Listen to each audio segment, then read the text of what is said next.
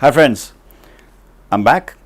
I spoke in the last two sections about the growth of the student into an architect.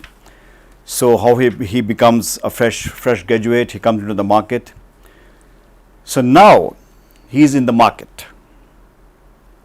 There are 1, 2, 3, 4, 5, 6 chapters talking about his predicaments, his problems while he establishes himself as an architect. Practicing architecture is very difficult, friends. So how it happens, I have mentioned it in this book. The first problem is to get the work. So getting work is what I have titled as the first chapter in section 3. How do you get works? Quite many people have been asking me, sir, how do you get works? So I told them by advertisements, tenders, word of mouth, but it's easier said than done. And I am giving examples of other professions like law, like medicine, where they don't advertise. Do you get advertisements for hiring a good lawyer? But you get advertisements for hiring a good architect.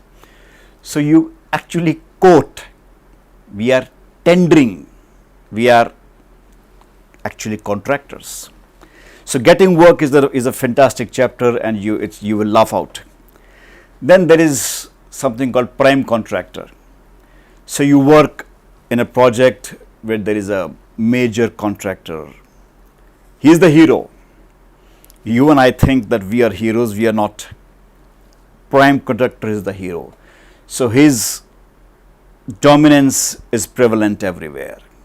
He knows how to pass the buck. He knows how to overrule you. He knows how to influence the client, etc., etc. It's all mentioned there. And it's the fact. Everybody will say, "Are ha yaar." It's truth. And that's why the book, that's why Castles in the Air became popular, because it was something very which everybody could relate to. Then there is a problem we face with the AutoCAD, Autodesk people, how we are bullied into buying the software.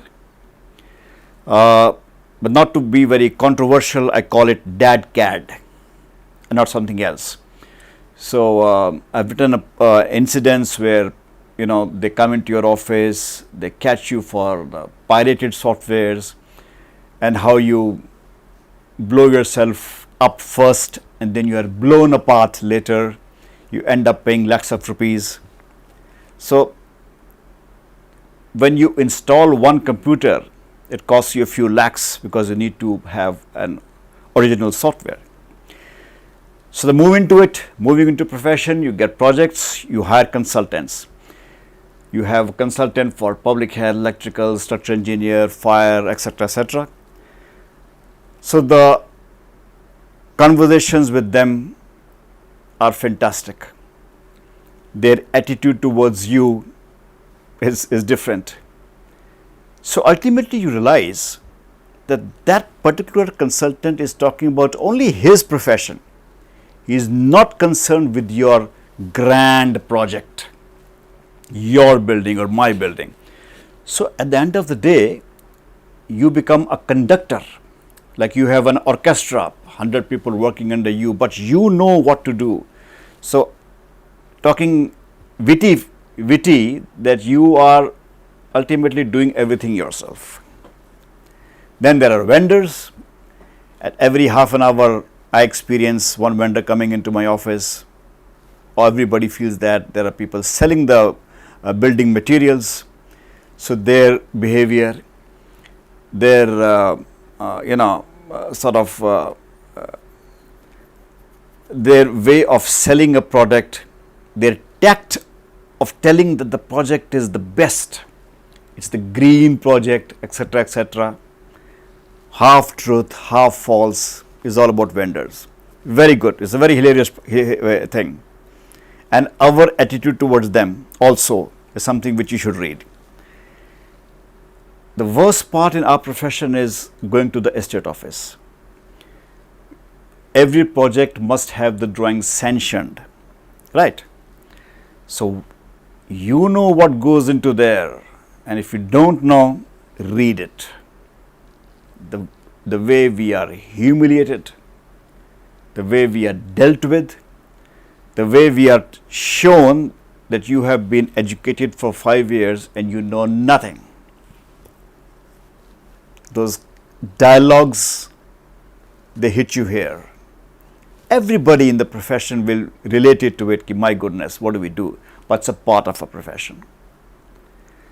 These 6 chapters in section 3, they are talking about an architect who is established, who has considerable amount of projects, but all the agonies he is facing, all the heartaches he is facing. Satire is sugar-coated truth. It's all true, but it's sugar-coated. That's what I'm trying to say. Castles in the Air.